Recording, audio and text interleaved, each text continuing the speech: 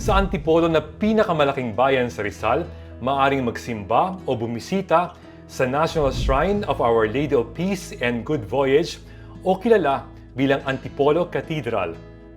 Malaking populasyon sa Rizal ay Katoliko at mahalagang parte ng debosyon at pagbibigay-pugay ng mga taga rito ang kayumangging imahe ng Birheng Maria. Ang imahe ay nililok sa Mexico mula sa kahoy na kung tawagin ay Corazon de Mezquite, na mas umiitim sa paglipas ng panahon.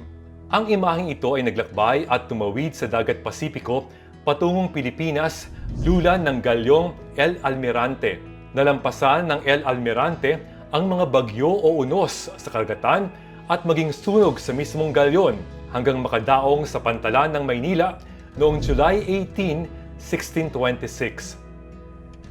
Ang imahe raw ang nagligtas sa galyon kaya pinangalanan nila itong Nuestra Señora de la Paz y Buen Viaje o Our Lady of Peace and Good Voyage. Ito rin ang kauna-unahang Katolikong international shrine sa Pilipinas at Southeast Asia at ikatlong international shrine sa Asia. Kahanan nito ang iba pang mga international shrines sa Jerusalem, Rome, Lourdes at Fatima, at mga lugar ng Kristyanismo gaya ng Assisi at Lisieux.